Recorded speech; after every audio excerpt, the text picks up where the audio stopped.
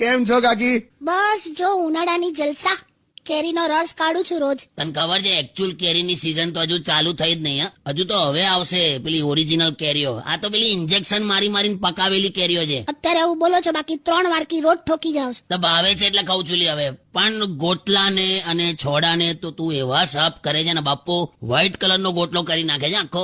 ગાય માટે પણ કશું રહેવા નથી દેતી તું. ગાયને પણ એવું થતું હશે કે આ બેન તો છોડાને ગોટલામાંથી આમ રસ તો કાઢી લીધો પણ સુગંધ હવ કાઢી લીધી. એવી નીચવી કાઢે છે તું કેરી તો. મારી માએ બધા છોકરાઓને એક સરખું શીખવાડેલું કે આવું કરવાનું. ઓકે તો ખબર જ છે તારો ભાઈ પેલો કાલા ખટ્ટા મહેશ બોલો ને. પણ હાલી મહેશ લી તું ટૂથપેસ્ટ ની ટ્યુબ છેલ્લે વેલણથી ના નીકળી તો એણે બાઇકના ટાયર નીચે ગોઠવી અને 4 ઇંચ બાઇક આમ આગળ લઈ ગયો. આમ પીચુક કરીને બહાર આવી હતી પેસ્ટ.